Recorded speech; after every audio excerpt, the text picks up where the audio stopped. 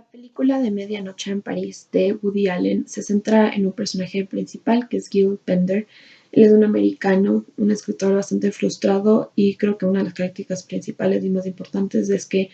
es su fascinación y enamoramiento por París, específicamente por París en los años 20 y toda esta idea idealizada que él tenía de esta época y de todo lo que representaba del auge artístico y de, obviamente, los personajes que involucraba esto, como Hemingway, Scott Fitzgerald, Picasso, Dalí, entre muchísimos otros. Eh, durante, durante la película y obviamente por toda esta trama que involucra y por el cambio temporal también que se da después cuando Jill Bender es capaz de viajar en el tiempo, regresar a esta época que él tanto idealizaba, varios simbolismos, representaciones, signos, lenguajes no verbales, etcétera, se hacen presentes durante la película. Empezando por uno de los últimos que mencioné, el lenguaje no verbal, se hace bastante presente por la barrera de idioma que existe durante la película y en varias escenas. Debido a que Jill Bender es un personaje americano que no habla francés y obviamente la película se sitúa en Francia, en París, existe esta barrera de idioma y durante varias escenas nos damos cuenta que hay estos códigos que no pueden ser decodificados porque no existe este lenguaje en común. Sin embargo, sí existen ciertos sentidos compartidos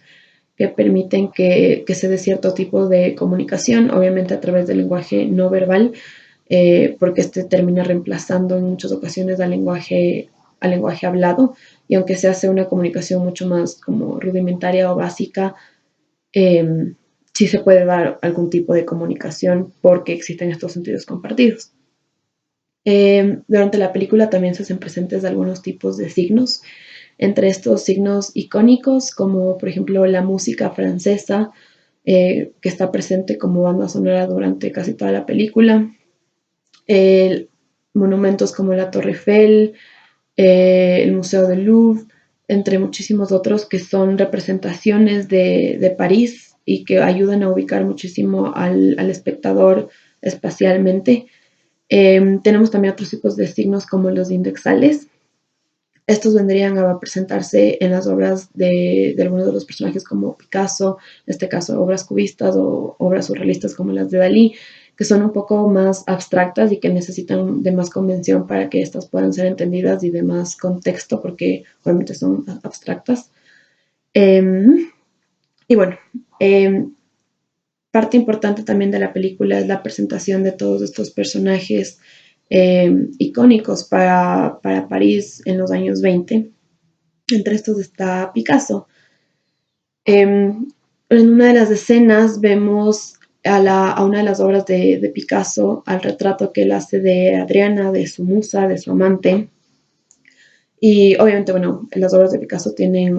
son cubistas, tienen un sentido muchísimo más abstracto y es por esto que se elimina la posibilidad de un enfoque reflectivo, porque obviamente el retrato que hace de Adriana cuando vemos, obviamente no vemos a la joven hermosa que es Adriana, sino a la representación que le da Picasso y al enfoque que le da Picasso, el enfoque intencional.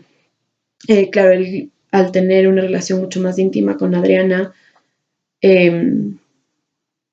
tiene un enfoque completamente distinto y una visión completamente distinta de ella a la que podrían tener los otros. Y esto es obviamente el enfoque intencional que quiere dar de ella. Es este lado mucho más sexual, el lado de amante y la percepción de amante que tiene de ella. Pero obviamente como otros personajes como Hemingway o el mismo Pender no tienen este conocimiento de ella, no conocen este lado, la interpretación que le da Picasso eh, o el enfoque que quiere darle Picasso no termina cumpliéndose. Y aquí podríamos hablar también de lo que hablaba antes sobre la muerte del autor, porque cuando el lector, que en este caso podrían ser los personajes como Pender o Hemingway, no entienden y no tienen esta misma visión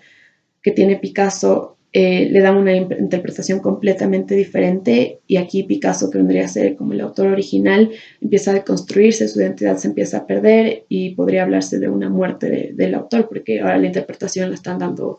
quien lee la obra. Otros de los personajes que también se hacen presentes son personajes más surrealistas como Dalí o como Buñuel. Específicamente hablando sobre la escena en la que están en el bar y, y Pender empieza a hablarles a Dalí y Buñuel sobre la experiencia que él está teniendo, les empieza a contar sobre esta aventura extraña que está teniendo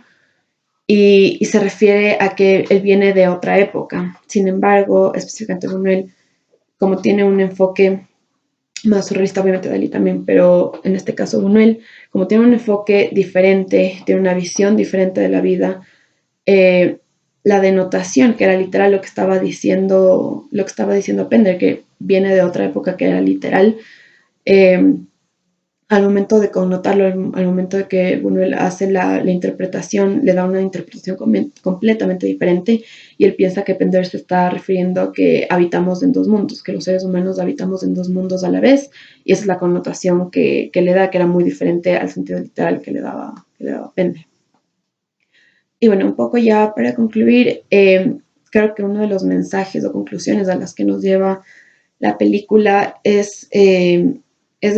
centrarnos un poco en esto de la época dorada de la que se habla a lo largo de la película.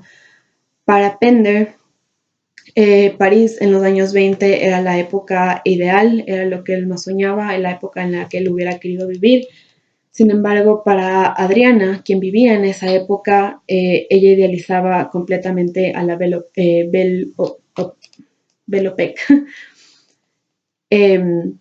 Y era completamente diferente, o sea, la percepción que tenía Adriana de los años 20 era diferente a la que tenía